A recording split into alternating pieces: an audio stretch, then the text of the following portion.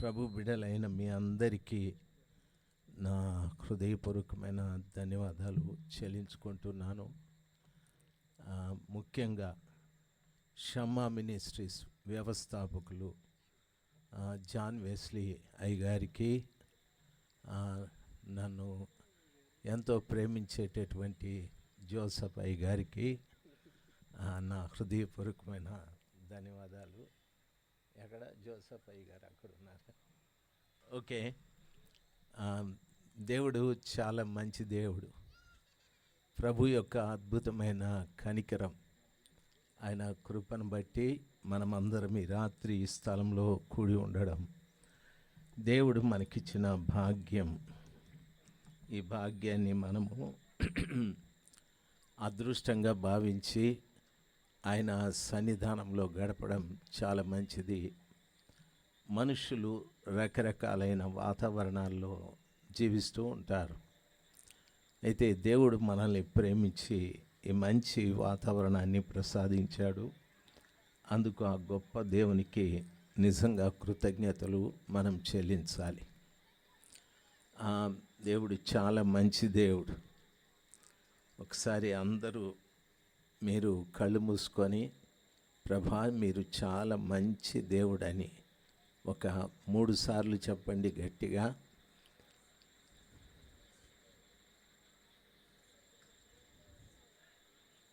చాలామంది చెప్పలేదు. మీరందరు చెప్తే గ్రౌండ్ దద్దరిల్లాల. చెప్పండి, ప్రభా మీరు చాలా మంచి దేవుడు. ప్రభా మీరు చాలా మంచి దేవుడు. ప్రభా మీరు చాలా మంచి దేవుడు. హల్లెలూయా, ప్రైజ్ గాడ్, థ్యాంక్ యూ. ప్రపంచంలో చాలామంది అంటూ ఉంటారు, నా ఇంత మంచోడు ఇంకొకడు లేడు అని. ఈ సంభాషణ వాస్తవంగా ఎక్కడ ప్రారంభమవుతుందంటే కుటుంబాల్లో ప్రారంభమవుతుంది. అప్పుడప్పుడు భర్త అంటాడు, ఈ క్రిస్మస్ సీజన్ వచ్చింది కదా, అక్కడ ఆఫర్లు ఉంటాయి. ఆ ఆఫర్లో 2000 రూపాయల చీర 1000 రూపాయలకి ఇస్తాడు. అయితే బిల్లు మాత్రం 2000 ఉంటుంది. వీడు తీసుకెళ్ళి 1000 రూపాయల చీర భార్యకి ఇస్తాడు. ఆమె చూసి 2000 రూపాయల అంటే అంటాడు, నీకు పెట్టక నేను ఎవరికి పెట్టేది, నా ఎంత మంచివాడు నీకు దొరకడు అంటాడు. ఆఫర్ అనే సంగతి తెలియదు పాప మా అమాయకురాలికి. సరే, ఆమె మర్చిపోదా మాట, మనసులో పెట్టుకో ఉంటుంది. ఈయనకేదో జ్వరం వస్తుంది 2 రోజులు. అప్పుడు ఏమేవు గంజి జావ్ ఇవ్వు, వేడి నీళ్ళు ఇవ్వు, ఆ ట్యాబ్లెట్ ఇవ్వు అని అన్నీ అందిస్తూ ఉంటుంది. నా ఎంత మంచిది నీకు దొరకడం నీ భాగ్యము, నేను నీకు దొరకడం నువ్వు చేసుకున్న అదృష్టం అంటుంది. ఆమె మంచిది అంటాడు, వీడు మంచిది అంటాడు. ఎవరు మంచివాళ్ళో అర్థం కాదు. ప్రపంచంలో మంచివాళ్ళు ఎవరంటే యేసు ప్రభుల వారు ఒక్కరే. ఆయనంత మంచివాళ్ళు ప్రపంచంలో ఏ ఒక్కరు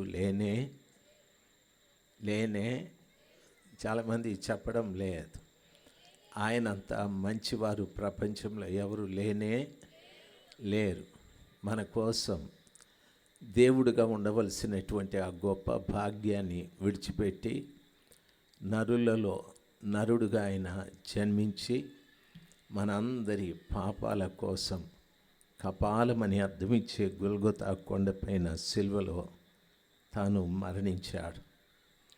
ఆ గొప్ప దేవుని యొక్క త్యాగం, ప్రేమ వర్ణించ శక్యము కానిది. మానవ భాషలో, మానవ మాటల్లో ప్రభు యొక్క ప్రేమని, ప్రభు మన కొరకు చేసిన త్యాగాన్ని ఎవరూ వర్ణించలేరు. ఈ ప్రపంచంలో దేవుడు ఆ రీతిగా మనల్ని ప్రేమించాడు. ఆయన మనం తెలుసుకోవాలి అంటే భక్తుడు చెప్పాడు. ఆయన చెప్పిన మాట, యెహోవా ఉత్తముడని రుచి చూసి తెలుసుకోనండి అని. ఆయన మనం తెలుసుకోవాలంటే ఆయన మనము రుచి చూడవలసిన వారమే. కాబట్టి దేవుని బిడ్డలు మీరు జాగ్రత్తగా, నేను కొంతసేపు మాట్లాడతాను, జాగ్రత్తగా వినాలి. ఇక్కడ ఒక బ్యాచ్ ఉంది, గాలి బ్యాచో మంచి బ్యాచో నాకు తెలియదు, తిరుగుతూ మాట్లాడుతూ ఉన్నారు. దయచేసి ఎక్కడ తిరగద్దు, మాట్లాడద్దు, ఎక్కడో ఓ దగ్గర నెమ్మదిగా కూర్చోండి. మాకు సీట్ లేదండి అంటే ఈ పైకి రండి, ఈ పైన కూర్చోండి. నేను నిజం చెప్తాను. వెస్లీ గారు వేరే ఊర్లేరే, ఈ స్థలంలో కూర్చోండి, దయచేసి అటు ఇటు తిరగద్దు, మీరు దేవుని బిడ్డలు. Praise the Lord. ఎంతమంది దేవుని బిడ్డలు ఉన్నారో అందరూ ఒకసారి చెయ్యి పైకెత్తి హల్లెలూయా చెప్పండి. కాకినాడ నుండి మా బంధువులు వచ్చారు. ఎంతమంది దేవుని బిడ్డలు అనే లోపలనే చెయ్యి పైకెత్తా ఉన్నారు వాళ్ళు. ఓకే, వాళ్ళు చాలా అడ్వాన్స్గా ఉన్నారు. Praise the Lord. ఈరోజున క్రిస్మస్ అని ప్రపంచం అంతా కూడా చెప్పుకుంటూ ఉన్నారు. ప్రభుల వారు పుట్టి 2024 సంవత్సరాలు అయ్యాది. ఈరోజు కూడా యేసు ప్రభు పుట్టాడు, యేసు ప్రభుల వారు పుట్టారని చాలా నినాదాలు చేస్తూ ఉంటారు. మాది రాయలసీమ. మా ప్రాంతంలో ప్రజలకు అంత భక్తి ఉండదు. మీలాగా ఇంత పెద్ద పెద్ద వేడుకలు వాళ్ళు చేయరు. ఈ క్రిస్మస్ గురించి ఇంత పెద్ద ఖర్చులు కూడా వాళ్ళు చేయరు. ఈ క్రిస్మస్కి చాలామంది వారి స్నేహితుల్ని, బంధువుల్ని, ప్రభుని ఎరగని బిడ్డలందరినీ కూడా తీసుకొని వచ్చి దేవుని యొక్క వర్తమానాన్ని చెప్పిస్తూ ఉంటారు. ఇది చాలా మంచి కార్యమే. అయితే వాస్తవానికి సంవత్సరం తరువాత సంవత్సరం యేసు పుట్టాడు అని చెప్తూ మనము చాలా నినాదాలు చేస్తూ ఉంటాం, సంబరాలు చేస్తూ ఉంటాం. అది మంచిదే. యేసు ప్రభుల వారు ఎక్కడ పుట్టారు అంటే అక్కడ వాళ్ళు హేరోదు రాజు దగ్గర మాట్లాడుతూ అంటారు, యూదా దేశపు బెత్లెహేములో. యూదాలో బెత్లెహేము చాలా ప్రధానమైనది. ఆ యూదులకు రాజుగా పుట్టేవాడు అక్కడే పుట్టాలి అని చెప్పారు. కాబట్టి యేసు ప్రభుల వారి పుట్టుకను గురించి ఆ రోజు శాస్త్రజ్ఞులు యూదా దేశంలో బెత్లెహేములో పుడతారని చెప్పారు. యూదా అనే మాటకు స్తుతి అని అర్థం. యూదా వాస్తవానికి ఒక ప్రపంచమంతా ప్రజలు దేవుని స్తుతిస్తూ ఉన్నారు. నేను మరలా చెప్తాను, యూదా అంటే స్తుతి అని అర్థం. అదొక ప్రపంచమంతా కూడా ఆ కృపగల దేవుని స్తుతిస్తూ ఉంటారు. అందులో బెత్లెహేము ఉంది. బెత్లెహేము అనే అరబిక్ పదానికి అర్థం ఏమిటంటే బేత్ లెహెం అని అర్థం. బేత్ లెహెం అంటే మాంసపు ఇల్లు అని అర్థం. దేవుని స్తుతించే ఈ విశాల ప్రపంచంలో యేసు ప్రభుల వారు ఎక్కడ పుట్టాలంటే మాంసపు ఇంటిలో పుట్టాలి. మాంసపు ఇల్లు అంటే కటికవాణి అంగడి కాదు. మాంసపు ఇల్లు అంటే ఈ శరీరం. ఇందులో ప్రభుల వారు పుట్టాలి.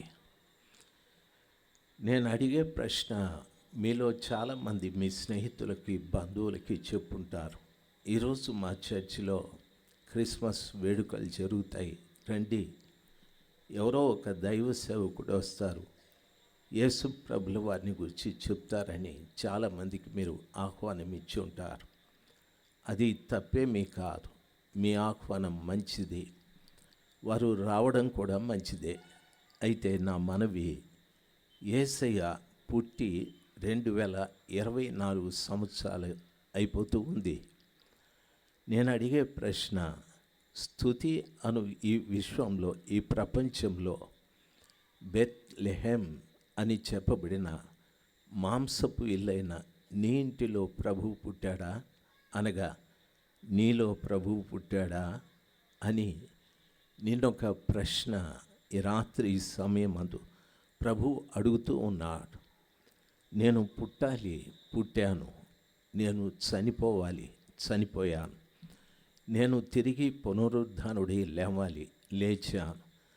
అయితే ఇప్పుడు పుట్టాల్సింది నీలో నేను పుట్టకుండా ఎవరెవరికో క్రిస్మస్ యేసు ప్రభు పుట్టాడు అని వారికి మీరు సందేశాన్ని చెప్తే మీలో లేనిది ఇతరులకు మీరు చెప్పినట్టే.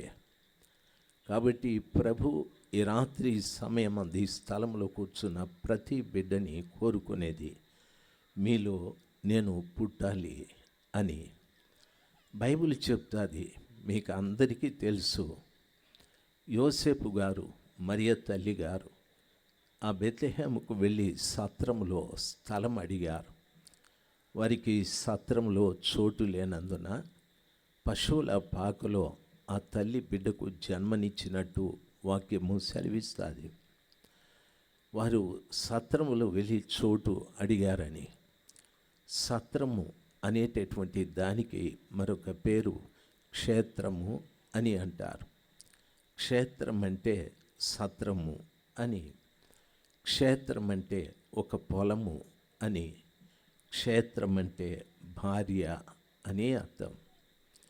ఈ రీతిగా సత్రము అనేటటువంటి దానిలోకి వెళ్ళి అక్కడ ఆ ప్రజాసంఖ్యలో రాయబడేటంత వరకు బస చేయాలి అని వారి ఆశ. వారు అక్కడికి వెళ్ళి అడిగారు. ఎవరో ఈ పక్క గట్టిగా మాట్లాడుతూ ఉన్నారు, తమ్ముడు వాళ్ళు ఎవరైనా తినే బ్యాచా, తిరిగే బ్యాచా? ఎవరైనా ఒకరు చూడండి. ఇక్కడే నా ఎడం ప్రక్కన ఎవరో గట్టిగా మాట్లాడుతూ ఉన్నారు. మీరెవరు పోకపోతే నేనే పోతాను, పొమ్మంటారా? చూడండి, ఆ మాట్లాడేవాడిని పట్టుకొచ్చి నిలబెట్టండి. ఆ దుర్మార్గుడు ఎందుకు వచ్చినాడో వీటికి వాడిని స్టేజ్ మీద నిలబెట్టండి తమ్ముడా. దయచేసి గమనించాలి, ఇవన్నీ మీకు తెలిసిన మాటలే. సత్రంలో చోటు లేదు అని వాక్యం సెలవిస్తుంది. ఈ రోజున యేసు ప్రభుల వారు నాలో పుట్టాలి అంటే మొదట ఆయన అడిగిన స్థలం సత్రం. మనిషి జీవితంలో సత్రం లాంటిది ఒకటి ఉంది. అదేమిటంటే హృదయం. సత్రంలో చాలామంది బాటసారులు ప్రయాణమైపోతూ ఉంటారు. పొద్దుగుంకినప్పుడు ఆ సత్రంలో రాత్రి వాళ్ళు బస చేసి ఉదయాన బయలుదేరి వెళ్తూ ఉంటారు. ఆ సత్రం దగ్గరికి వచ్చేవాళ్ళు మీ కులం ఏది, మీ ఉద్యోగం ఏది, లేక మీరు అధముల ఉన్నతమైన వారా అని అడగరు. సత్రపు యజమాని అక్కడికి వచ్చిన ప్రతి వానికి ఆ రాత్రి స్థలం ఉంటే చోటిస్తాడు విశ్రాంతి తీసుకోవటానికి. అనగా రకరకాలైన మనుషులు ఆ సత్రంలోకి వస్తూ ఉంటారు, పోతూ ఉంటారు. ఆ సత్రంలో ఆయనకు స్థలం లేదని చెప్పారు. ఈ రోజున ఈ రాత్రి సమయం అంది స్థలంలో కూర్చున్న ప్రతి బిడ్డ హృదయం ఒక సత్రం లాంటిది. ఎందరో ఇందులోకి వస్తున్నారు, ఎందరో ఇందులో నుండి వెళుతూ ఉన్నారు. ఎన్నో ఆలోచనలు, తలంపులు ఇందులోకి వస్తూ ఉన్నాయి. ఇందులో నుండి తలంపులు ఎన్నో పోతూ ఉన్నాయి. అందులో చాలా మంచివి ఉంటాయి, చాలా చెడ్డవి ఉంటాయి, చాలా క్రూరమైనవి ఉంటాయి. ప్రియులారా, ఆ రీతిగా ఈ హృదయం ఒక సత్రము లాంటిది. ప్రభుల వారు అక్కడ అడిగినప్పుడు చోటు ఆ తల్లి మరియమ్మ గారు, యోసేపు గారు అడిగినప్పుడు వారు చెప్పారు, స్థలంలో చోటు లేదు సార్, దయచేసి మీరు ఇంకెక్కడికైనా వెళ్ళి చోటు చూసుకోమన్నారు. 2024 సంవత్సరాల క్రిందట బెత్లెహేమ్ అనే గ్రామం ఎంత దయనీయమైన పరిస్థితిలో ఉంటుందో ఆలోచించండి. నాగరికత పరంగా కానీ, మనుషులు వ్యవహరించే విధానం కానీ చాలా వెనుకబడిన స్థితి ఉంటుంది. ఆ పరిస్థితుల్లో వారు ఎక్కడ చూసిన స్థలం లేదు. అందుకని వారు ఒక పశువుల పాకను ఎన్నిక చేసుకున్నారు. తల్లి మరియమ్మ గారు అక్కడ బిడ్డకు జన్మను అనుగ్రహించాది. బైబిల్లో చెప్పబడింది, ఆయన పశువుల పాకలో పుట్టినప్పుడు పొత్తి గుడ్డలతో చుట్టబడి అక్కడ పరుండబెట్టబడి ఉన్నాడని. అనగా ఒక సరైన వస్త్రం కూడా లేదు. ఆ బిడ్డ పుట్టినప్పుడు ఒక మంచి వస్త్రం కూడా లేదు. పొత్తి గుడ్డలు అంటే మైల బట్టలతో ఆ బిడ్డను చుట్టి అక్కడ పడుకోబెట్టారు. నా యేసు జననం ఎంత విశేషమైనది! ప్రపంచానికి రక్షణ కలిగించటానికి పరలోకంలో దేవుడిగా ఉండవలసిన ఆ భాగ్యాన్ని విడిచిపెట్టి ఈ భూమి మీదకి వచ్చాడు. చాలామంది ప్రజలు రాజుల గృహాల్లో వెతుకుతూ ఉన్నారు. ఈయన యూదులకు రాజు, ఎక్కడ పుడతాడని రాజుల ఎండలో వెతుకుతూ ఉన్నారు. కానీ నా యేసయ్య ఎవరి ఆలోచనలకి అందుబాటులో లేకుండా ఒక పశువుల పాకలో ఆయన జన్మించాడు. ఎంత గొప్పవాడో ఆలోచించాలి. అంత అధమమైన స్థితిలో తాను పుట్టుటకు గల కారణం ప్రపంచంలో పశువుల పాక కంటే హీనమైంది, తక్కువైంది మరొకటి లేదు. యేసు ప్రభుల వారు ప్రపంచంలో ప్రతి వారికి తాను అందుబాటులో ఉండటానికి ఆ స్థలాన్ని ప్రభుల వారు కోరుకున్నారు. ఈ రాత్రి సమయమంది స్థలంలో కూర్చున్న బిడ్డలకు 2 విషయాలు మీతో చెప్పాలని ఆశ. ఒకటి, ప్రభుల వారు నీలో పుట్టారా అనేది ప్రశ్న వేసుకోవాలి. యేసు ప్రభుల వారు పుట్టారని గంభీరంగా మాట్లాడడం కాదు. నాలో ప్రభు పుట్టి ఉండాలి ఒకటి. రెండవది, ఈ హృదయ క్షేత్రం సత్రము లాంటిది. సర్వశక్తిమంతుడైన దేవునికి ఇందులో కాస్త చోటు మీరు ఇవ్వాలి. బైబిల్ ఈ రీతిగా సెలవిస్తుంది. తమ్ముడు మళ్ళా ఎవడో అరుస్తూ ఉన్నాడు, వాని పట్టుకొచ్చాడు. ఏంటి తమ్ముడు?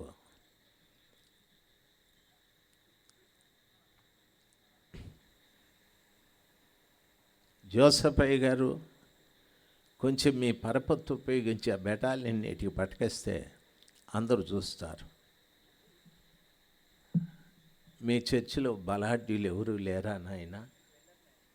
వెళ్ళినారు. అయ్యగారు చలికి లోపల ఉన్నాడా? ఉండని. తమ్ముడా, నువ్వు ఈ చర్చి మెంబరేనా? అటు వెళ్ళి నాయన. వెళ్ళి ఆడెవడో మూర్ఖ శిఖామని లబలబా కొట్టుకుంటా ఉన్నాడు. వాడిని ఇట్లా పట్టుకురా. కుర్చీలు సర్దమనలా నిన్ను. అందరూ రివర్స్లో చేస్తారు ఇంద్రబాబు పని.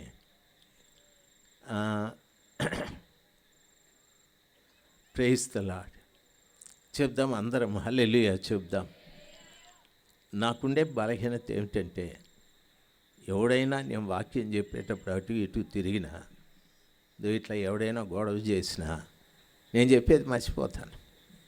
అయిపోయింది, మీ పని అయిపోయింది, నా పని అయిపోయింది. మళ్ళీ నేను వెస్లీ గారికి చెప్తాను, సార్ క్షమించండి, రేపటికి వాయిదా వేసుకోండి అని చెప్పి వెళ్ళిపోతాను.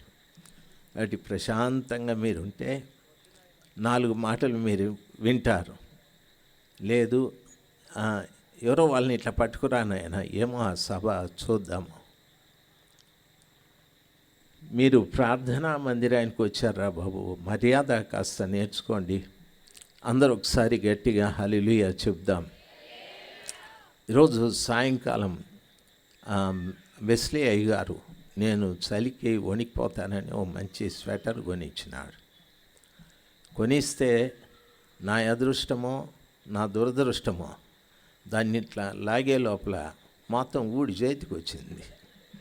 అది కలుసుకోలేదు, 2 భాగాలు అట్లే తెరుచుకొని ఉంది. నేను ఇక్కడికి వస్తే ఒక్కరు స్వెటర్ వేసుకోలేదు. నేను స్వెటర్ వేసుకుంటే విచిత్రంగా ఉంటానని అయ్యగారికి చెప్పి, ఇదిగో నాయనా నీ స్వెటర్ నీకు అని చెప్పి ఇచ్చేసి వచ్చేసిన. నిజంగా బిడ్డ నా విషయం బాగా ఆలోచించినాడు. మా జోసఫయ్య గారు అంత ఆలోచించలే, ఆదరణీయులే అనుకున్నాడు. ఓకే, అందరు గట్టిగా హల్లెలూయా చెప్దాం. తమ్ముడా, సద్దనిగిందేనైనా కరెంట్ షాక్ పెడతావా? పెట్టి అయిపోతే పీడా పోయింది. మైల్డ్ ట్రీట్మెంట్ ఈ కొడుకు ఇట్లా పెట్టి తీసాలు ఈ లోపల కుదురుకుంటుంది బ్యాచ్. సరేనా? మర్యాదగా కూర్చోండి ఎక్కడో దగ్గర. ఇవి ఓవర్ యాక్షన్లు ఎందుకు? అక్కడ ఇక్కడ నిలబడి లబ కప్పలు కొట్టుకున్నట్టు కొట్టుకుంటాను. మధ్యలో చూడు, మీరు ఇట్లా డిస్టర్బెన్స్ చేయకూడదు. దేవుని వాక్యం సెలవిచ్చిన రీతిగా సత్రమైన ఈ హృదయంలో కాస్త చోటు ప్రభుల వారికి మనం ఇవ్వాలి. ప్రభుల వారు చాలా చాలా విచారకరమైన మాట ఆయన చెప్పాడు. ఆకాశ పక్షులకు గూళ్ళు ఉన్నాయి, నక్కలకు బొరియలు ఉన్నాయి, నేను మనుష్య కుమారుడును, తలవాల్చుకోవటానికి నాకు చోటు లేదని చెప్పాడు. ప్రపంచంలో ఈ మాట అనేక మంది భక్తులు బోధిస్తూ ఉంటారు, అనేక మంది భక్తులు వింటూ ఉంటారు, అయినా వారిలో చలనం లేదు. ప్రభువు నన్ను గురించే కదా అడుగుతున్నది. ఆకాశంలో ఎగిరే చిన్న పెద్ద పక్షి ఏదో చక్కటి గూడులు కట్టుకొని అక్కడ ఉంటుంది. నక్కలు పనికిరానివి, శవాలను తినే ఆ నక్కలు కూడా ఎక్కడో బొరియల్లో ఉంటాయి. నా యేసుకు చోటు లేదు అని అంటున్నాడు. నేను ఆయనకు చోటు ఇవ్వాలి అనే ఒక మంచి మనస్సు నీలో రావాలి, మీలో కలగాలి. ఒకటి, ప్రభు నీలో పుట్టాలి. రెండవది, ప్రభువుకి నీవు నీ హృదయంలో చోటు ఇవ్వాలి. ఈ హృదయం ఒక సత్రం, ఎన్నో పనికిరాని వస్తూ ఉంటాయి. ఒకరోజు మా చర్చిలో వచ్చిన అలజడి రేగింది యవనస్తుల మధ్యన. నేను అక్కడుండి, రే గట్టిగా అరద్దండి, ఏందది అని అంటే, వీడు చూడు ఆయన ఏం చెప్తున్నాడో, అస్సలు నేను ఆ బైబిల్ ఆడికి కింద పెట్టినానంటే నేనెవడో తెలుస్తుంది దీనికి అన్నాడు. నువ్వు ఎవడో ఏందిరా బాబు, నువ్వు ఒక సత్రానివి, నాకు అర్థమైందిలే. దానర్థం కొంతమంది బైబిల్ ఉన్న లోపల సత్రమే, అక్కడ గొడవలు చేసేవాళ్ళు ఉంటారు, అన్యాయం చేసేవాళ్ళు ఉంటారు, హత్యలు చేసేవాళ్ళు ఉంటారు, అక్రమాలు చేసేవాళ్ళు ఉంటారు, ఎందరో హృదయంలో ఉన్నారు. అప్పుడప్పుడు వాళ్ళు బయటకు వచ్చి ఆ పని చేసి తిరిగి లోపలికి వెళ్ళి అక్కడ దాక్కుంటారు.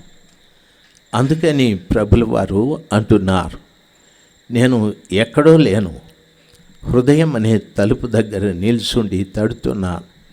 ఎవరైనా నా స్వరం విని తలుపు తీస్తే అతనితో నేను, నాతో అతడు కలిసి భుజిస్తామని ప్రభుల వారు సెలవిచ్చారు. ఎన్నో సంవత్సరాల నుండి కృపగలిగిన దేవుడు నీ హృదయపు వాకిట నిలిచి తడుతూ ఉన్నాడు. చాలామంది తలుపు తీయడం లేదు. దయచేసి గమనించాలి. మార్గరెట్, ఆల్ఫ్రెడ్ అనే చక్కటి భార్య భర్తలు. ఆల్ఫ్రెడ్ మిలిటరీలో పనిచేసేవాడు. ఆయన సెలవులకు వచ్చి వివాహం చేసుకున్నాడు. మార్గరెట్ చక్కటి బిడ్డ, అందమైన బిడ్డ. ఆయన చాలా సంతోషించాడు, నాకు అందమైన భార్య దొరికిందని. 2 మాసాలు సంతోషంగా వాళ్ళు గడిపారు. ఈలోపుగా తన పై ఆఫీసరు ఆయనకు ఒక ఉత్తరం పంపాడు. ఆల్ఫ్రెడ్, యుద్ధము స్టార్ట్ అయింది, వెంటనే నువ్వు రావాలి అని. మిలిటరీలో ఉన్నటువంటి వ్యక్తులు పై ఆఫీసర్లు చెప్పిన తర్వాత వెంటనే వెళ్ళాలి. ఆల్ఫ్రెడ్ వెళ్ళిపోయాడు. యుద్ధం దరిదాపు సంవత్సరం కాలం పైన జరిగాది. భీకరంగా పోరాడారు. ప్రపంచ దేశాలన్నీ కూడా ఆ దేశాల వారికి పెద్దలకు చెప్పారు, వద్దండి, జన నష్టం ఎందుకు, ధన నష్టం ఎందుకు, కరువుల్లోకి వెళ్ళిపోతారు, ప్రజలు పిల్లలు ఎందుకు పనికి రాకుండా అయిపోతారు అని ఎంతో నచ్చజెప్పారు. వారి మాట వినలేదు. సంవత్సరం పైన యుద్ధం జరిగాది. కొంతమంది ఈ దేశస్తుల్ని తీసుకెళ్ళి చెరలో పెట్టుకున్నారు, ఆ దేశస్తుల్ని తీసుకెళ్ళి చెరలో పెట్టుకున్నారు. మరి ఒక 3-6 మాసాలైన తరువాత శత్రువులు ఎవరైతే చెరసాల్లో ఉన్నారో వాళ్ళతో మాట్లాడుతూ ఉన్నారు. మా ప్రభుత్వం మిమ్మల్ని విడిపించాలని రిలీజ్ చేయటానికి ఇష్టపడది. అయితే ఒక 100 మందిని మాత్రము విడుదల చేస్తారని. ఆల్ఫ్రెడ్ ఆ మాట విన్నాడు.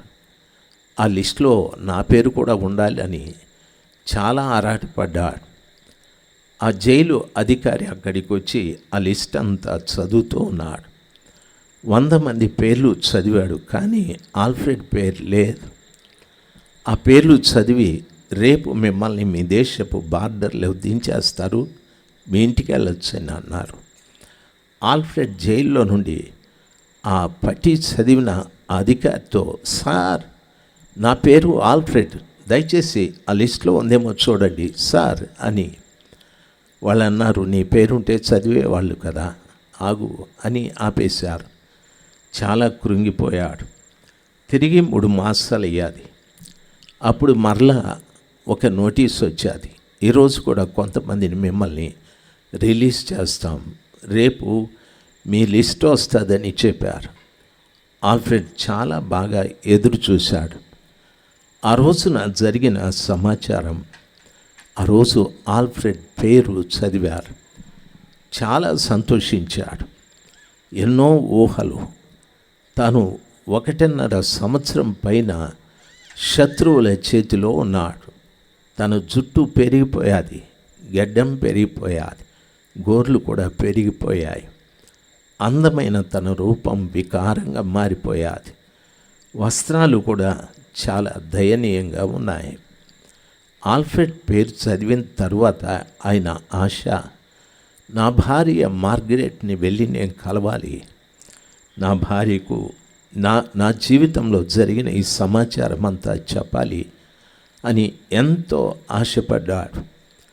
ఆ తరువాత ఆయన వాళ్ళు చెప్పినట్టుగా తీసుకెళ్ళి వాళ్ళ దేశపు బార్డర్లో వదిలిపెట్టారు. ఆ దేశానికి సంబంధించిన వాహనాలు కొన్ని విన్ని వారి వారి పట్టణాలకు చేరవేశాయి. ఆల్ఫ్రెడ్ను కూడా తన పట్టణంలోకి పంపారు.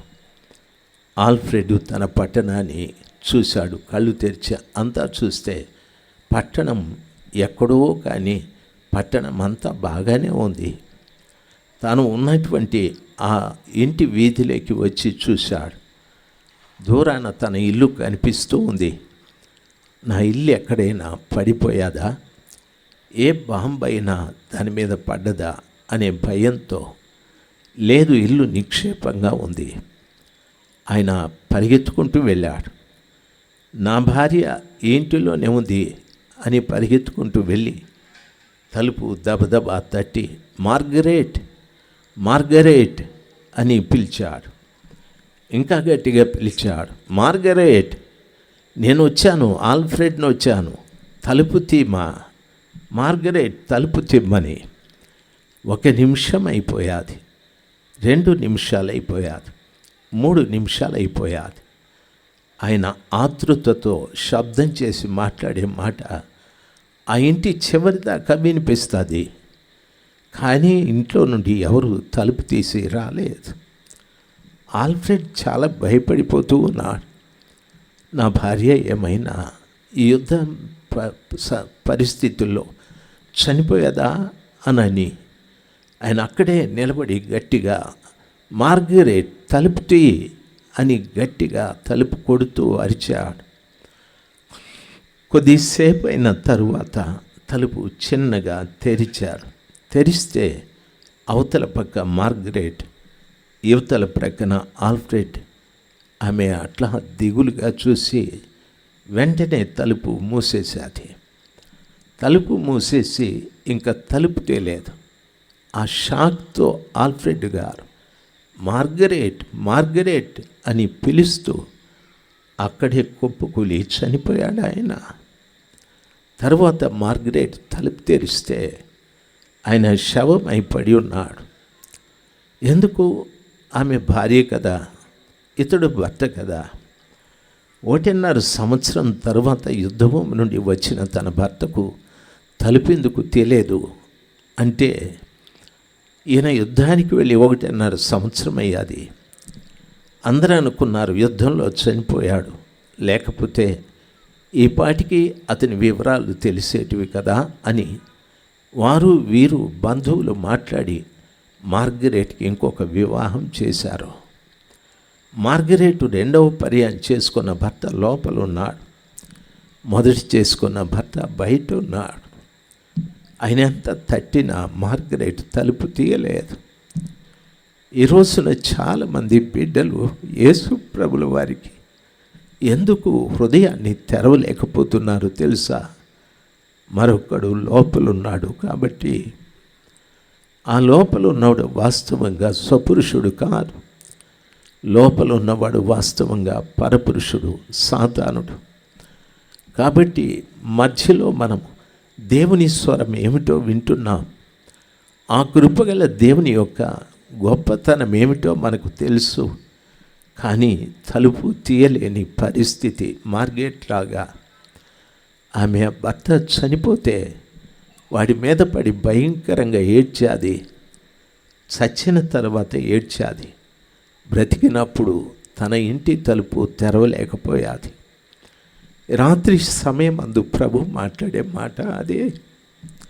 ఎంతో కాలం నుండి మీ హృదయం అనే తలుపు దగ్గర నిల్చుండి నేను తడుతున్నా, నా స్వరం మీరు వింటూ ఉన్నారు, కానీ నాకెందుకు తలుపు తీయలేదు మీరు?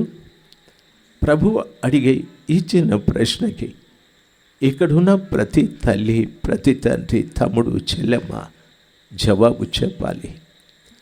దయచేసి వినాలి. కారణం, లోపల పరపురుషుడు ఉంటున్నాడు కాబట్టి, సాతానుడు ఉన్నాడు కాబట్టి. ఆ సాతానుడు ఈ హృదయాన్ని సత్రంలాగా చేశాడు. ఈ హృదయంలో పగ, ద్వేషము, ఈర్ష్య, అసూయ, కక్ష ఏవేవో ఉన్నాయి. అయితే మనము చక్కగా నోటితో చక్కగా పాటలు పాడుతాం, మంచి ప్రసంగాలు కూడా చేస్తాం. మనం ప్రార్థన చేస్తే నిజంగా ఏమే ప్రార్థన పరలోకానికి వెళ్ళింది, అంత చక్కగా కన్యలతో ప్రార్థన చేస్తూ ఉంది. కానీ హృదయం మాత్రం సత్రంగానే ఉంది. చాలామంది బిడ్డల జీవితాలు ఈ రీతిగా ఉన్నాయి. ఈ రాత్రి ఈ మాటలు మాట్లాడుతుంటే మన మధ్యలో ఉన్న నా ప్రభువు మనల్ని చూసి ఎంతగా విలపిస్తున్నాడో. ఎంతకాలం నుండి మీ హృదయం అనే తలుపు నేను తడుతున్నాను, ఒక్కరైనా నా స్వరం విని తలుపు మీరు తీశారా అని ప్రభు నిజంగా వాపుతూ ఉన్నాడు. మనం పాడే పాటలు, నేను చేసే ప్రసంగాలు ఈరోజు ఇక్కడ రేపు అక్కడ అని అంటూ ఉన్నారు. నేను విరామం లేకుండా తిరిగే ఒక వ్యక్తి అని తెలుసు, కానీ నా హృదయ స్థితి నా ప్రభువుకే తెలుసు. నా ప్రభుల వారు నా దగ్గర నిలబడి చెప్పే మాట, ఇంకెప్పుడు నువ్వు తలుపు తెరుస్తావు, రేపు మాపు చనిపోతావు, చనిపోయిన తర్వాత నా కొరకు నీ పక్షాన హృదయపు తలుపులు తెరిచేవాళ్ళు ఎవరు? నీవు బ్రతుకున్నప్పుడే నీ హృదయపు తలుపులు నా కొరకు తెరవాలని ప్రభు ఆశిస్తూ ఉన్నాడు. ఆల్ఫ్రెడ్ లాగా మార్గరెట్ పేరు పెట్టి, మార్గరెట్ నేను నీ భర్తని, మార్గరెట్ నేను నీ భర్తనని తన సంబంధాన్ని గురించి మాట్లాడిన లోపల ఉన్న బిడ్డ స్పందించడం లేదు. ఇద్దరి మధ్యన నలిగిపోతుంది. తన మొదటి భర్త తన బంధువుల ప్రేరణతో చేసుకున్న రెండవ భర్త మధ్యన. ఈ రోజున మన జీవితాలు కూడా అంతే. నా స్వపురుషుడైన యేసు ప్రభుల వారికిని పరపురుషుడైన సాతాను మధ్యన చాలామంది బిడ్డలు నలిగిపోతూ ఉన్నారు. చాలామంది నలిగిపోతూ ఉన్నారు. ఓ మంచి క్రైస్తవ కుటుంబం సాంప్రదాయమైన పద్ధతిలో బ్రతుకుతున్నటువంటి వారు. ఎవరైనా దైవ సేవకులు వెళితే ఆ ఇంట బస చేస్తారు. దైవ సేవకులకి ఎంతో మంచి ఆదరణ, ఎంతో చక్కటి ఆశ్రయం ఆ కుటుంబం ఇస్తుంది. ఏ దైవ సేవకులు వెళ్ళినా ఆ ఇంటిని అడిగితే ఎంతో ప్రేమగా వాళ్ళని ఇంట చేర్చుకుంటారు. వాళ్ళు ఇద్దరు అన్నతమ్ముళ్ళు, ఇద్దరు చాలా మంచి భక్తిపరులు. అన్నకో కుమారుడు, తమ్మునికో కుమార్తె. వారు చిన్నప్పటి నుండి కలిసి చదువుకుంటూ ఉన్నారు. కొంత స్కూల్ ఫైనల్ పూర్తయిన తరువాత ఇంటర్మీడియట్ చదివారు. డిగ్రీ చదవటానికి ఆ ఊళ్ళో కాలేజీలు లేవు. ఆ అన్న తమ్ముళ్ళు ఇద్దరూ మాట్లాడుకున్నారు, పాపను బాబును పలానా పట్టణంలో కాలేజీలో చేర్పిద్దామని. హాస్టల్ అంటే హాస్టల్ భోజనాలు బాగుండవని, పిల్లలే వండుకు తింటుకుంటారని ఒక గదిలో వాళ్లకు ఇంటిని తీసి ఆ ఇంట్లో వారిని పెట్టారు. డిగ్రీ పూర్తిగా పాస్ అయిన తరువాత వాళ్ళ ఇంటికి వెళ్ళి ఒక మాట అడిగారు తల్లి తండ్రిని, నేను నా చెల్లిని పెళ్లి చేసుకుంటాను, మా అన్నను పెళ్లి చేసుకుంటానని. ఆ ఇద్దరి తల్లిదండ్రులకు ఎంతో మంచి పేరు ఆ ఊర్లో ఉంది. ఆ ఊర్లో వచ్చే దైవ సేవకులందరూ కూడా ఆ ఇంట్లో ఆశ్రయం ఉంది. కానీ తమ ఇంట్లో ఈ భయంకరమైన పరిస్థితి. అన్న తమ్ముళ్ళు ఇద్దరు, ఏందిరా ఇది, ఇంత దరిద్రంగా మాట్లాడుతున్నారు వీళ్ళు, ఏం జరిగింది అనని ఆ కొడుకు చెప్పాడు, దయచేసి మాకు మర్యాదగా పెళ్లి చేయండి, లేకపోతే ఎక్కడైనా వెళ్ళి మేము పెళ్లి చేసుకుంటామని. పాప కూడా అదే మాట్లాడుతూ ఉంది. వాళ్ళ ఇంటిలో అనేక మంది భక్తులకు చోటు ఉంది, వాళ్ళ హృదయంలో యేసు ప్రభుకి చోటు లేదు. ఆ పట్టణంలో చాలామంది అంటారు, దైవ సేవకులకు ఆశ్రయం ఇచ్చే కుటుంబం ఇది, ఆతిథ్యం ఇచ్చే కుటుంబం అది, పరిచర్య చేసే కుటుంబం అది అని. అయితే కుటుంబంలో అనేక మంది భక్తులకు చోటు ఉంది, వారి హృదయంలో యేసు ప్రభులు వారికి చోటు లేదు. ఆ కారణాన వారి పిల్లల పరిస్థితి కూడా దయనీయంగా మారిపోయాది. వివాహం అనేది సహజమే, అయితే కొన్ని వాయి వరుసలు ఉన్నాయి. వాయి వరుసలు లెక్క చేయకుండా వారు పెళ్లి చేసుకుంటామని ధైర్యంగా తల్లిదండ్రులతో చెప్పారు. లేకపోతే చెప్పండి మేము చనిపోతాము అనని ఆ తల్లిదండ్రులు చేసేది లేక పెళ్లి చేశారు. ఆ ఒక్క వివాహంతో ఇంతకాలం వారు సంపాదించుకున్న మంచి పేరు పూర్తిగా పాడైపోయాది. ఫలానా వారి ఇంట్లోన ఇంత అరాచకం జరిగాది, ఇంత అన్యాయం జరిగాది, ఆ పిల్లల అంత పనికిరాని ప్రవర్తన ప్రవర్తించారని. ఈ రాత్రి సమయం ఈ స్థలంలో కూర్చున్న ప్రతివారు, కొందరు లేకపోతే కొంతమంది వ్యక్తుల పరిస్థితి ఈ రీతిగానే ఉంటుంది. తల్లిదండ్రులు చాలా మంచిగా కనిపిస్తారు, వారు చాలా మంచి పరిచర్య చేసేవారుగా, భక్తులకు ఆతిథ్యం ఇచ్చేవారుగా, దైవ సేవకులను ఎంతో గౌరవించేవారుగా, ప్రేమించేవారుగా కనిపిస్తారు. వారి తరువాత తరం మాత్రం ఆ రీతిగా లేదు. వారి తరువాత తరం చాలా అసభ్యంగా, అసహ్యంగా ప్రవర్తిస్తూ ఉన్నారు. ప్రియులారా, ఈ రాత్రి గమనించాల్సింది, ఎందుకు ఈ నష్టాలు జరుగుతున్నాయి? బైబిల్ సెలవిస్తుంది, సత్రములో వారికి చోటు లేని కారణాన. ఈరోజున ప్రభులు వారు సత్రమైన నీ హృదయం దగ్గరికి వచ్చి అడుగుతున్నాడు, కాస్త చోటిస్తావా కుమార్తె, కాస్త చోటిస్తావా కుమారుడా, నీ హృదయాన్ని నా కొరకు తెరువు.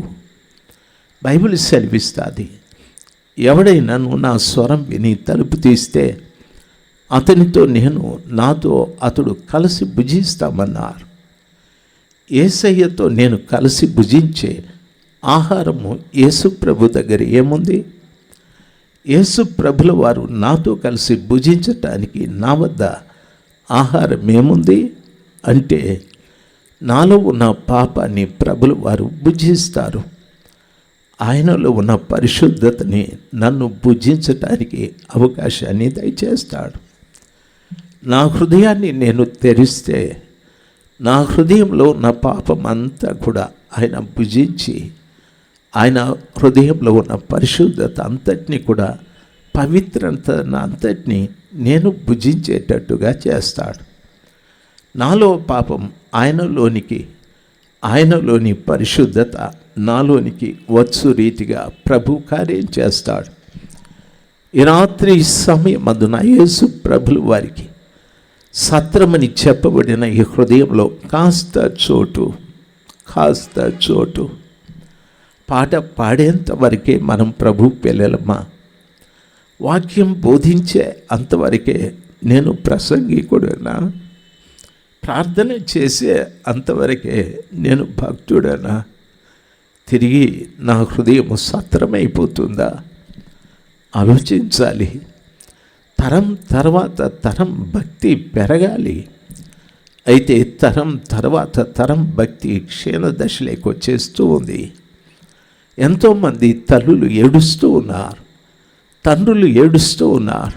అయ్యో, నా పిల్లలు ఇలాగైపోయారు, నా పిల్లలు అలాగైపోయారు, నా బిడ్డ బాగా చదువుకున్నాడు కానీ త్రాగుబోతు అయిపోయాడు, మా అమ్మాయి కూడా బాగా చదువుకుంది, పలానా పట్టణంలో పనిచేస్తూ ఉంది, ఇంటికొచ్చి మాట్లాడుతుంది, నేను ఒకరిని ప్రేమించాను, వాడిని పెళ్లి చేసుకుంటాను. అమ్మ, అది కుదరదు, మన పెద్దలు ఒప్పుకోరంటే ఒప్పుకోవటానికి మీరెవరు? పెళ్లి చేసుకునేది నేను కాబట్టి నా ఇష్టం అని మాట్లాడుతూ ఉంది.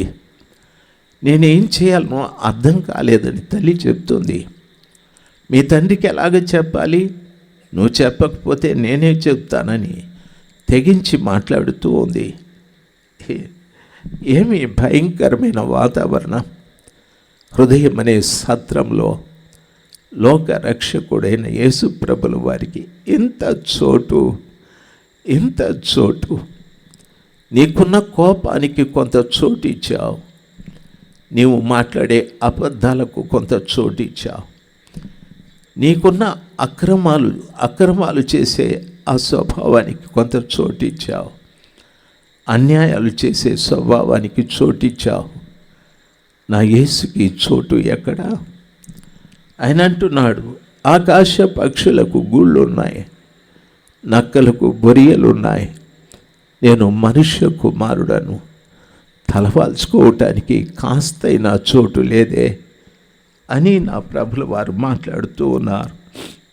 రాత్రి సమయం అది స్థలంలో కూర్చున్న ప్రతి బిడ్డకు నేను శిరస్సు వంచి నమస్కరిస్తూ అడుగుతున్న మాట, కొంత హృదయంలో చోటివ్వండి ప్రభుల వారికి. ప్రభు సంతోషిస్తాడు. దైవ సేవకులు జాన్ వెస్లీ గారు ఒక్కరైనా మార్పు చెందితే చాలని తన ఆశ. సంఘము తాను కలిసి ఈ చక్కటి ఏర్పాట్లు, ఈ చక్కటి PA సిస్టమ్, ఈ డిజిటల్ ఇవన్నీ కూడాను వచ్చిన భక్తులందరికీ చక్కటి భోజనాలు ఎన్నో ఏర్పాటు చేశారు. దీనికి అంతటికీ కారణం ఒక్కరైనా యేసు ప్రభుల వారికి తమ హృదయంలో చోటు ఇవ్వరా అనని ఆ గుండెలో ఉండే తపన అది.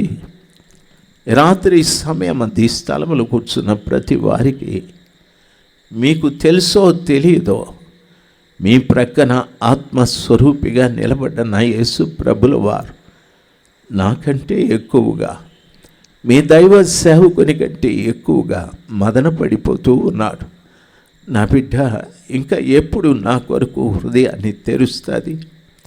నా కుమార్తె, నా కుమారుడు ఇంకా ఎప్పుడు వారి హృదయాన్ని నా కొరకు తెరుస్తారని. ఆ రోజున వారికి సత్రంలో స్థలం లేదు, పశువుల పాకలోకి తీసుకెళ్లారని వాక్యం సెలవిస్తుంది. ఈరోజున కృపగల దేవుని పిల్లలు, మీరు మంచి విద్య, మంచి నాగరికత, మంచి సాంప్రదాయం కలిగినటువంటి బిడ్డలు మీరెరుగుదురు. ఆయనకు హృదయంలో చోటిస్తే బాగుండాలి అని, బాగుంటుందని. ప్రభుల వారికి నీ హృదయంలో చోటిస్తే ఆయన నీలో నివాసము చేస్తాడు.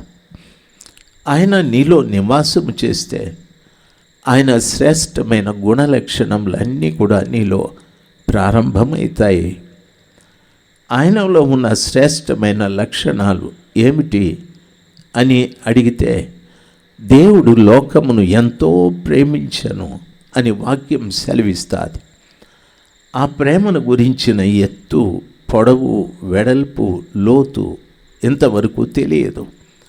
అటువంటి శ్రేష్టమైన ప్రేమ నీలో ఆయన పుట్టిస్తాడు. ఆయనకు చోటిస్తే క్షమించే గుణం నీకు వస్తుంది. నీకు కీడు చేసిన వారికి ప్రతి కీడు చేయకుండా, వారు చేసిన కీడును మర్చిపోయి మేలు చేసే ఆ మంచి మనస్సు నీలో ప్రారంభమవుతుంది. యేసు ప్రభుల వారు నీలో పుడితే ఆ కృప కలిగినటువంటి దేవునికి నీ హృదయంలో చోటిస్తే, నీ అంత తగ్గింపు కలిగిన వ్యక్తి ప్రపంచంలో ఎవరూ ఉండరు. నీ అంత వినయము, విధేయత కలిగిన ప్రజలు ప్రపంచంలో ఎవరూ ఉండరు. నా యేసులో ఇవన్నీ కూడా ఉన్నాయి. ఆయన నాలో పుడితే ఇవన్నీ కూడా, ఆ ప్రేమ, ఆ క్షమాగుణం, ఆ తగ్గింపు, ఆ వినయము, ఆ లోబడేతనం, ఇవన్నీ కూడా అచ్చు గుద్దినట్టుగా నాలో కనిపిస్తూ ఉంటాయి. అందుకే బైబిలు ఈ రీతిగా సెలవిస్తుంది, యేసు ప్రభుల వారికి కలిగిన మనస్సు మీరు కూడా కలిగి ఉండండి అనని. ప్రభువుకి కలిగిన మనస్సు నేను కలిగి ఉండటానికి ప్రభువు నాలో ఉంటే కదా. ప్రభువు నాలో లేకుండా ఆయన మనస్సు నేను కలిగి ఉండాలంటే ప్రయోజనమేముంది? క్రైస్తవ జీవితము ఒక నిజాయితీతో కూడింది, నటన కాదు. క్రైస్తవ జీవితము నిజాయితీతో కూడింది, నటన మాత్రము కాదు. నటించే ప్రతి వ్యక్తి ఏదో ఒక్క రోజున నష్టపోవలసి వస్తుంది. కాబట్టి ప్రభు పిల్లలం మనం, నటించేది మన జీవితంలో ఉండకూడదు. దేవుని పిల్లలుగా మీ అందరికీ నేను మనవి చేసుకుంటూ ఉన్నాను, కొంత చోటు మీ హృదయంలో ఆ కృపగల దేవునికి ఇస్తే, ఆ సర్వశక్తిమంతుడైన దేవుడు మీ జీవితంలో గొప్ప కార్యాలను చేయగలడు. ఆ తూర్పు దేశం నుండి వచ్చిన జ్ఞానులు అడుగుతున్నారు, సార్, హేరోదు దగ్గరికి వెళ్ళారు, సార్, యూదులకు రాజుగా పుట్టే ఆయన మీ గృహాలలో ఎక్కడైనా పుట్టాడా అని ఆయన అనుకుంటున్నాడు. నేను రాజుగా ఉంటే మరొక రాజు ఏంది అని చెప్పి ఆయన అన్నాడు, ఇక్కడ లేడు, మీరు వెళ్ళండి, వెళ్ళి ఆయన పుట్టిన స్థలం ఏదో తెలుసుకొని మాకు కూడా చెప్పండి, మేము కూడా వెళ్ళి ఆయనకు నమస్కారం చేస్తాం, పూజిస్తాం అని చెప్పారు. ఆ జ్ఞానులు వారు ప్రభుని కనుగొనటానికి మీకు తెలిసిన సమాచారం, వారి మీద ఒక నక్షత్రం ప్రయాణమైపోతూ ఉంది. వారు ఖగోళ శాస్త్రజ్ఞులేమో, ఆకాశంలో ఉన్న సూర్యుడు, చంద్రుడు, ఉన్నటువంటి గ్రహములు, నక్షత్రాలను గూర్చి వారికి ఎరుకేమో. అందుకని ఆ నక్షత్రాన్ని చూసి ఇది మనకు జాడ చూపెడుతుంది అని చెప్పి నక్షత్రాన్ని వారు వెంబడించారు, వారు వెదికారు. రెండవది వెంబడించారు.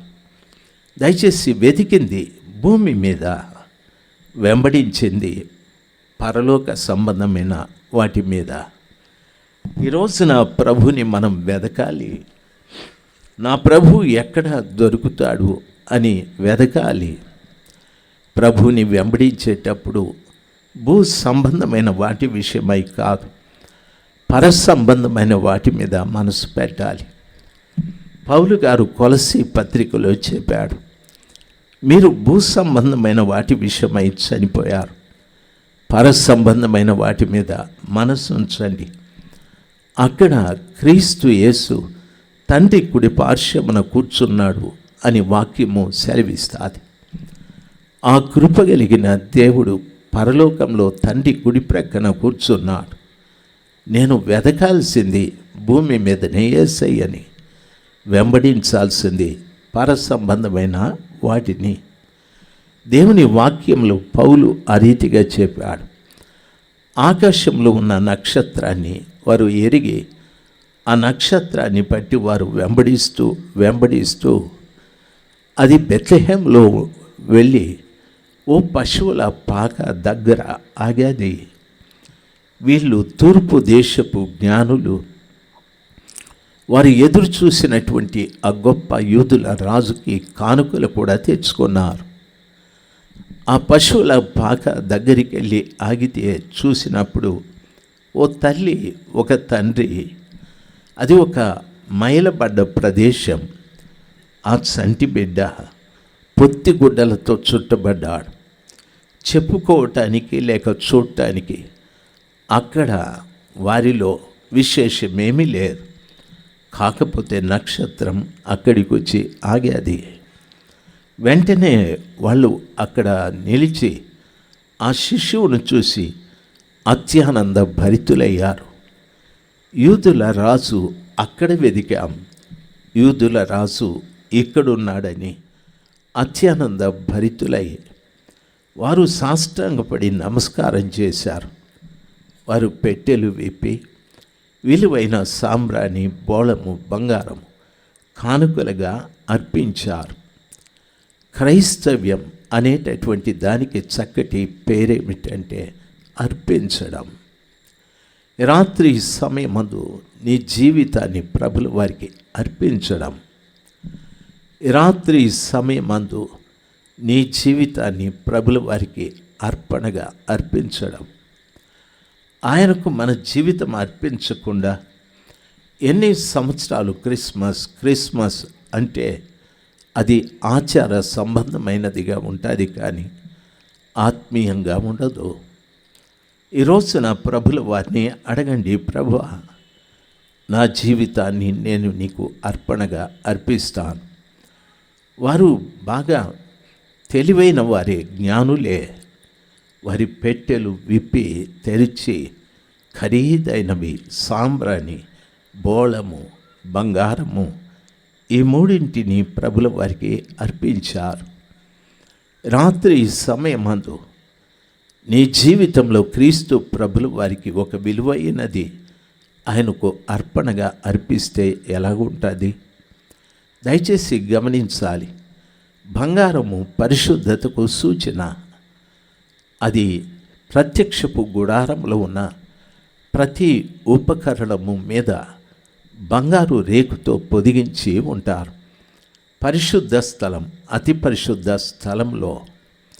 కాబట్టి రెండవది సాంబ్రాణి అని చెప్పారు. ఆ ప్రత్యక్షపు గుడారంలో ధూప వేదిక ఉంటుంది. ధూప వేదిక మీద ధూప చూర్ణమును యాజకుడు వేస్తూ ఉంటాడు. అందులో నుండి వచ్చే ధూమము ఇంపైన సువాసనగా ఉంటుంది. దేవుడు దాన్ని ఆఘ్రానిస్తాడు. అది పరిశుద్ధుల ప్రార్థనకు సాదృశ్యమై ఉంది. అందులో వేసే ఆ ధూమము, ఆ యొక్క చూర్ణము 5 పదార్థములు. ఒకటి అచ్చ జటామాంసి, గోపి చందనము, గంధపు చెక్క, సాంబ్రాణి, ఉప్పు. ఈ 5 పదార్థములను చూర్ణం చేసి కొంత భాగం అందులో నుండి తీసి వాటిని మిళితం చేసి ఆ చూర్ణమును ధూపవేదిక మీద వేస్తే అందులో నుండి వచ్చే ఆ ధూమమును దేవుడు ఆఘ్రానించి సంతోషిస్తాడు. అది ప్రార్థనకు సాదృశ్యం. వారు అటువంటి సాంబ్రాణిని తీసుకొని వచ్చారు. మూడవది బోళము కూడాను. బోళం కూడా చాలా విలువైనది. రత్నాలు, మాణిక్యాలు, ఇటువంటి వాటికి సంబంధించింది బోళం. నన్ను గమనించాలి, క్షమించండి. బోళము కూడా నేను గోమేధికాన్ని గురించి చెప్పాను, క్షమించండి. బోళము కూడా ఒక పరిమళ సువాసనిచ్చే ఒక చక్కటి పదార్థం. దాన్ని కూడా వారు తీసుకొని వచ్చి దేవునికి సమర్పించారు. ఈ రాత్రి సమయమందు సామ్రాణిలాగా అది కరిగిపోతూ ఓ చక్కటి దట్టమైన ధూమాన్ని లేపుతుంది ధూపవేదిక మీద.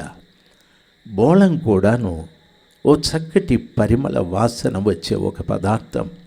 బంగారము చాలా ఖరీదైన పదార్థం. సామ్రాణిలాగా నీవు కరిగిపోతున్న వ్యక్తివేమో, బోళంలాగా సువాసన వచ్చే వ్యక్తివేమో, బంగారంలాగా ఖరీదైన వ్యక్తివేమో. ఎవరివో నీవు. వారు పెట్టెలు తెరిచి ఆ పదార్థములను సామాన్యమైన స్థితిలో జన్మించిన యూదుల రాసైన యేసుకి అర్పణగా అర్పించారు. ఈరోజు నీ అర్పణ ఏమిటి? అయ్యగారు, ఇదిగో మీరు కూడిక పెడుతున్నారు, ఈ 1000 రూపాయలు తీసుకోండి, ఈ 10,000 తీసుకోండి, ఈ 15,000 తీసుకోండి, లేదు ఈ చుట్టూ ఉన్నటువంటి సైడ్ వాల్స్కి ఎంత ఖర్చు అవుతుందో ఇస్తాను, లేక ఈ స్టేజ్కి నేను ఇస్తాను. అలా కాదు ప్రభు అడుగుతున్నది. రాత్రి సమయమందు నీవు సామ్రాణి, బోళము, బంగారము ఆ రీతిగా నీ జీవితాన్ని సమర్పించుకోవాలి. నీ జీవితంలో విలువైనవి కొన్ని ఉన్నాయి, వాటిని విడిచిపెట్టలేదు. నీ జీవితంలో కరిగి పొగగా మారేటివి కొన్ని ఉన్నాయి, అవి విడిచిపెట్టలేదు. నీ జీవితంలో నీకు ఇంపైన సువాసన వచ్చే బోళం లాంటి పదార్థాలు కూడా కొన్ని ఉన్నాయి, అవి మానుకోలేదు. రాత్రి సమయం అవన్నీ కూడా లోక రక్షకుడుగా పుట్టిన యేసు ప్రభుల వారి పాదాల మీద పడేసి, నన్ను రక్షించండి, నీ దర్శన భాగ్యం నాకు కలిగాది, మీ రక్షణ నాకు దయచేయమని ఆయన పవిత్రమైన పాదాల చెంత శిరస్సు వంచి నమస్కరించే జనంగా ఈ రాత్రి స్థలంలో ఉన్న ప్రతి బిడ్డ మారాలి. ఎన్నో రోజులుండి మనం చెప్పుకుంటూ ఉన్నాం. ఈరోజు ఏ తేదీ ఏదో తెలియదు, ఒక 5-6 రోజుల తరువాత మనమందరం కూడా అంటాడు happy happy Christmas, merry Christmas అని. హ్యాపీ క్రిస్మస్, మేరీ క్రిస్మస్ అంటారు, యోసేపు క్రిస్మస్ అంటారేంది? దయచేసి గమనించాల్సింది, వాళ్ళిద్దరి పేర్లేనా క్రిస్మస్కు సంబంధించినవి? దేవుని పిల్లలు మీరు ఇలాగ చెప్పి ఆ రోజు మంచి వంటలు వండుకొని చక్కటి దుస్తులు ధరించి బంధువుల్ని కూడా పిలిచి మంచిగా వారికి భోజనాలు పెట్టి కడుపారా తినబెట్టి వాళ్ళ ఇంటికి వెళ్ళి వాళ్ళు జీర్ణం కాక సచ్చేటట్టు చేస్తారు. చాలా కష్టపడి వంటలు చేసుకుంటారు. తప్పని నేను చెప్పను, మీ బంధువులకు పెట్టడం తప్పని నేను చెప్పను, మీ స్నేహితులకు ఇరిగింటికి పొరిగింటికి మీరు కానుకలు పంపడం, భోజనాలు పెట్టడం తప్పని చెప్పను. మరి మీరెప్పుడు ఆ కృపగల దేవునికి అర్పణగా మారిపోతారు? దయచేసి గమనించాలి, ఎప్పుడు ఆయనకు మీరు అర్పణగా మారిపోతారు? ఈ సత్రం ఎప్పుడు మారుతుంది? ఈ సత్రంలో ఆయనకి చోటు కొంచెం, ఆయనేమి అంతా అడిగే దేవుడు కాదు ఆయన. కొంత చోటు ఇవ్వండి నాకని. చాలా రోజుల క్రిందట ఒక భక్తుడు ఈ రీతిగా ఒక పాస్టర్ గారిని ప్రభువుని అడిగాడు, ప్రభువా, నేను ఇంత భక్తిగా ఉన్నా, కానుకలు ఇస్తున్నాను, ప్రార్థనలు చేస్తున్నాను, నేను ఆ కూడికకు ఈ కూడికకు వెళుతున్నాను, మరి నన్ను దయ్యం పట్టి పీడిస్తుంది కదయ్యా, ఈ దయ్యం చేత నేను చాలా పీడింపబడుతున్నాను, ప్లీజ్ దయచేసి నాకు సహాయం చేయమని కన్నీళ్లతో మొరపెట్టాడు.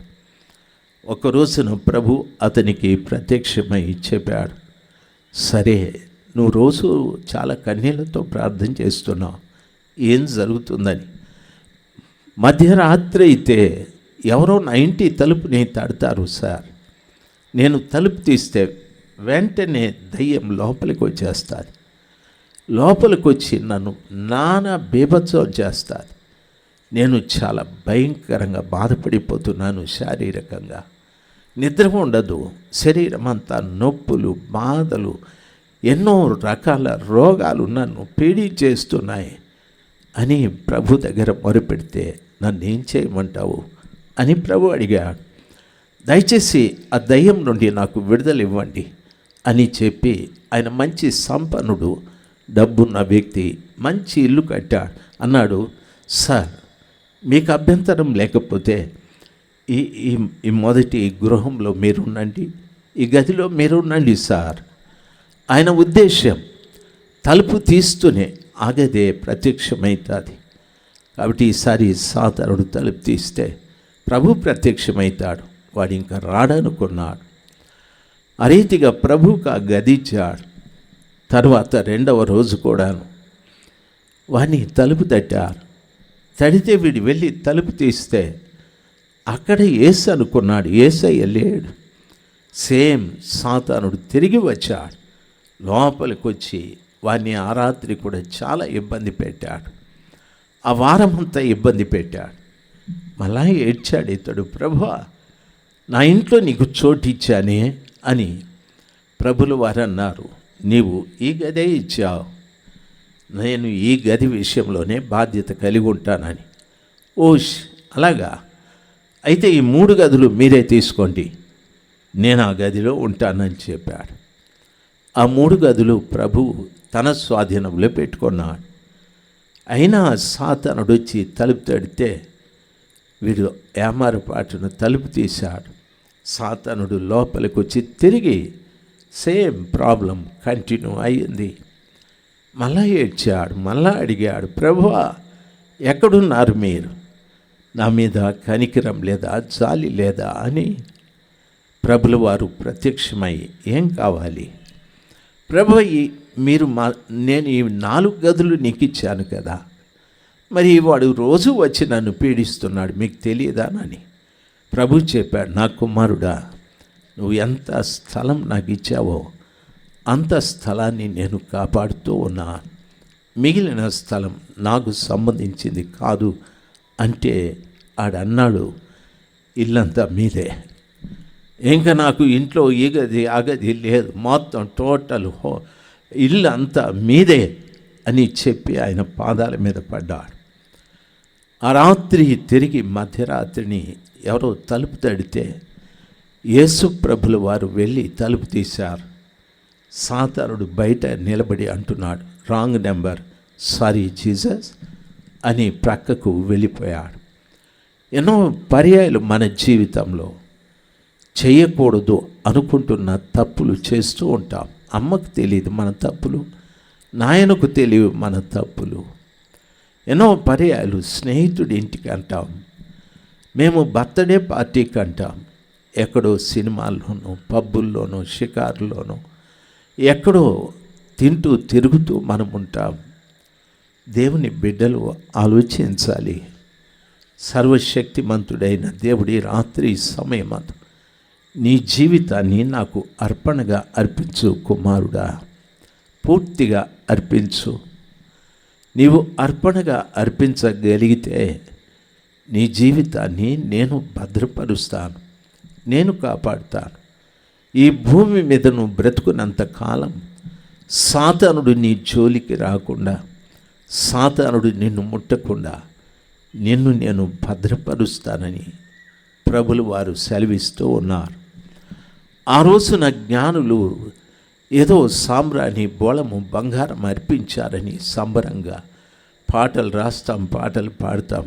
ఈరోజు నీవేమర్పిస్తున్నావు చెప్పు.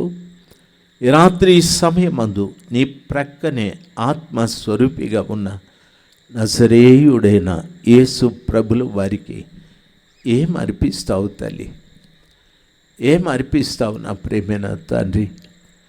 దయచేసి గమనించాల్సింది, సంవత్సరాలు దొర్లుకుంటూ వెళ్ళిపోతూ ఉన్నాయి. ఈ సంవత్సరాలు గడిచిపోతూ ఉన్నాయి. 2025వ సంవత్సరం రేపో మాపో ఇదిగో క్రొత్త ఏడు వచ్చాదని పాటలు కూడా పాడుకుంటాం. అయితే క్రొత్త జీవితం నాకు వచ్చాది, నాలోకి యేసు వచ్చాడని చెప్పగలిగిన బిడ్డలు ఎవరు? నా యేసు కొరకు నా హృదయాన్ని తెరిచాను అని చెప్పగలిగిన బిడ్డలు ఎవరు? ఈ రాత్రి సమయమందు నేను పాడితే, ప్రసంగిస్తే నేను పరలోకానికి వెళ్తానని అనుకుంటారా? లేదు లేదు. నా ప్రభులు వారు నా ప్రక్కనే నిలబడి నేను ఎంత ఆయనకు సమర్పించుకున్నానో, ఏం సమర్పించుకున్నానో ఆ దేవుడికి తెలుసు. నేను ఇంకా సమర్పించుకోవాల్సినవి ఏవేవి ఉన్నాయో పదే పదే నా ప్రభు నాకు చెప్తూనే ఉంటాడు. నాకే కాదు, రాత్రి ఈ స్థలంలో కూర్చున్న ప్రతి బిడ్డకు ఆ కృపగల దేవుడు ఆ విషయాన్ని చెప్తూనే ఉంటాడు. దేవుని పిల్లలుగా మీకు నా మనవి, ఆ సర్వశక్తిమంతుడైన దేవునికి రాత్రి మీరేమి అర్పించాలని అనుకుంటున్నారో చూడండి. ఈ హృదయ క్షేత్రాన్న, ఓ సత్రం లాంటి పనికిరాని హృదయాన్ని ప్రభు అడుగుతూ ఉన్నాడు. నీ హృదయం నాకు ఇవ్వు, అందులో నేను నివాసం చేస్తాను. నాతో నీవు, నీతో నేను, ఇద్దరు కలిసి భుజిస్తాం. మన ఇద్దరము చక్కటి సహవాసాన్ని కలిగి ఉంటామని ప్రభులు వారు చెప్తూ ఉన్నారు. ఈ రాత్రి ప్రభు అడిగే ఈ చక్కటి ప్రశ్నకి నీవు ఇచ్చే జవాబు ఎలాగుంటుందో అందరూ లేచి నిలబడదాం. మహిమగల దేవుని వైపు చూద్దాం. అందరూ లేచి నిలబడదాం. సర్వశక్తిమంతుడైన దేవుని వైపు చూద్దాం. ఆ కృపాభరితుడైన యేసు ప్రభులు వారు నీ జీవితంలో ఇంతవరకు ఎన్నో మేళ్ళు చేశాడు, ఎన్నో మేళ్ళు చేశాడని మాట్లాడుతూ ఉంటావు. ఆయన మేలు చేసే దేవుడే, కీడు చేసే దేవుడు కాదు. కీడు చేసేవాడు సాతానుడు, ఆయన మేలు చేసే దేవుడే. ఆ కృపగల దేవుడు, మేలు చేయటానికి ఇష్టపడిన తండ్రి, ఆ గొప్ప దేవుని పాదాల చెంత నీవు నిలబడ్డావు. మేలు చేసే ఆ గొప్ప దేవునికి నీవేం చేయాలనుకుంటున్నావు? ఏదో ఈ స్థలం ఇవ్వాలి అనుకుంటున్నాను, ఇవ్వండి. ఏదో ఈ కూడికి ఏ ఖర్చంతా ఇవ్వాలి అనుకుంటున్నాను, ఇవ్వండి. ఏదో ఒక మందిరం నిర్మించాలి షమ్మా మినిస్ట్రీ తరఫున అనుకుంటున్నావు, దయచేసి నిర్మాణానికి ఇవ్వు, కాదనడం లేదు. ఏదో అవి ఇవి ఇస్తున్నావు, నీవెప్పుడు ఆయనకు అర్పణగా అర్పించబడేది తల్లి? నీవెప్పుడు ఆయనకు అర్పణగా అర్పించబడేది? ఈ రాత్రి సమయమందు చాలామంది గుండెలు పెన్నబడుతూ ఉన్నాయి. నన్ను గురించే ప్రభులు వారు మాట్లాడారు, నన్ను గురించే ప్రభులు వారు హెచ్చరించారని. నిన్ను గురించే తల్లి, నిన్ను గురించే తండ్రి, తమ్ముడు, చెల్లెమ్మ, నిన్ను గురించే ప్రభులు వారిని అడగండి. ప్రభా, నా పట్ల మీరు కనికరాన్ని చూపెట్టండి. నా అవిధేయత, నా బుద్ధిహీనత నాకంటే ఎంతో గొప్పదయ్యా, నా సంపాదన కంటే ఎక్కువగా ఉంది స్వామి. ఈ అవిధేయత, బుద్ధిహీనత, లోబడని తనాన్ని దయచేసి నాలో నుండి తొలగించి యేసయ్యా, నన్ను నేను నీకు అర్పణగా అర్పించుకోవటానికి రాత్రి సమయమందు ఈ స్థలంలోనికి వచ్చాను తండ్రి. నాతో మీరు మాట్లాడారు, మీ మాటలు నేను స్పష్టంగా విన్నాను ప్రభువా. ఈ రాత్రి మీకు నేను అర్పణగా కాకుండా వెళ్ళిపోకూడదయ్యా. నన్ను నేను మీకు సమర్పించుకుంటాను. మార్గరెట్, ఆల్ఫ్రెడ్ లాగా ఒకరు ఇంటి లోపల, ఒకరు బయట. తండ్రి, ఆ తల్లి తలుపు మూసేసిన కారణాన గుండె ఆగి చచ్చిపోయాడు ఆయన. ఆ రీతిగా ఉండకూడదు ప్రభా. నీ కొరకు ఇప్పుడు హృదయాన్ని తెరుస్తాను, నా హృదయాన్ని తెరుస్తాను యేసయ్యా, నా హృదయాన్ని తెరుస్తాను యేసయ్యా. రండి, నా లోపలికి రండి, నా హృదయంలోకి రండి. మీరు ఎంత దీనంగా చెప్పారో. ఆకాశ పక్షులకు గూళ్ళు ఉన్నాయి, నక్కలకు బొరియలు ఉన్నాయి, మనుష్య కుమారుడైన నాకు చోటు లేదని అన్నారు. నిజంగా నా గుండె ఎంతో బాధపడిపోతుంది స్వామి. హృదయపూర్వకంగా నా హృదయాన్ని తెరుస్తున్నాను. రండి ప్రభువు, రండి అయ్యా. దయచేసి నోరు తెరిచి మాట్లాడదాం, అందరూ మొరపెడదాం. ఆయన నామాన్ని ఉచ్చరిస్తూ మొరపెడదాం. యేసయ్యా, నన్ను నేను మీకు అర్పణగా అర్పించుకుంటాను. నా హృదయాన్ని మీ కొరకు నేను తెరుస్తున్నాను తండ్రి. రండి, రండి యేసయ్యా, రండి యేసయ్యా, నాలోకి రండి యేసయ్యా. సత్రము లాంటి ఈ జీవితాన్ని పూర్తిగా మార్చండి యేసయ్యా. నాలో ఉన్న పాపాన్ని భుజించి మీలో ఉన్న పరిశుద్ధత నేను భుజించటానికి కృప దయచే యేసయ్యా. పిలువు తల్లి, పిలువు నాయనా, పిలువు యేసయ్యా, యేసయ్యా, యేసయ్యా, యేసయ్యా. రండి తండ్రి. ఎంతో కాలం నుండి ప్రభా నాతో ఉండి కూడా మిమ్మల్ని గుర్తించలేకపోయా. మిమ్మల్ని బాధ పెట్టడమే నా పనిగా మారిపోయా. మీరు నాకు కావాలి తండ్రి, మీరు నాకు కావాలి ప్రభు. యేసయ్యా, యేసయ్యా. ప్రార్థించడం రాకపోతే తల్లి, గట్టిగా ఆయన పేరు పెట్టి పిలువు. ఎరికో పట్టణంలో ఒక ఆయన పిలిచాడు, దావీదు కుమారుడా, నజరేయుడవగు యేసు, నన్ను కనికరించండి, నన్ను కనికరించండి. ప్రభు నిలిచి వాణ్ణి పిలిచి, నేనేం చేయాలి, నీకేం కావాలి? నాకు చూపు పొందాలి, నీ విశ్వాసమే నిన్ను స్వస్థపరుస్తుందని ప్రభులు వారు సెలవిచ్చారు. పిలువు, గట్టిగా పిలువు. యేసయ్యా, Jesus, glory, glory, glory, glory, glory, glory, glory, hallelujah, glory, hallelujah. ప్రియ తండ్రి, రాత్రి ఈ ప్రదేశం అంతా మీరు సంచరిస్తున్నందుకే వందనాలు స్వామి. ఈ ప్రదేశం అంతా సంచరిస్తూ అనేక మంది బిడ్డల్ని మీరు తాకుతున్నందుకే స్తోత్రాలు. అనేక మంది బిడ్డలు వారి హృదయాల్ని తెరిచినందుకే వందనాలేసు ప్రభు, వందనాలేసు ప్రభు, వందనాలేసు ప్రభు. మీ ముఖ దర్శనాన్ని కూడా మీ బిడ్డలు చేసుకుంటున్నారయ్యా. తండ్రి, మీరు కార్యాలు జరిగించండి అయ్యా. మీ బిడ్డల పాపం పరిహరించబడని, మీ బిడ్డల పాపం పూర్తిగా కడగబడని ప్రభా. ప్రతి బిడ్డ మీకు అర్పణగా తమ జీవితాల్ని అర్పించుకోవటానికి కృప దయచేసినందుకై వందనాలేసయ్యా, వందనాలేసయ్యా. బిడ్డలు గొంతెత్తి మిమ్మల్ని పిలుస్తున్నారు తండ్రి. నా తండ్రి మీరు, మా తండ్రి మీరు. మీ బిడ్డలు ఏ ఉద్దేశంతో మిమ్మల్ని పిలుస్తున్నారు, వారి పిలుపును ఆలకించి ప్రభా, ప్రతి వారిలో యేసు నామములో మీరు కార్యాలు జరిగించమని ప్రార్థిస్తున్నాను. యేసు నామములో మీ బిడ్డల్లో కార్యాలు జరిగించమని ప్రార్థిస్తున్నాను.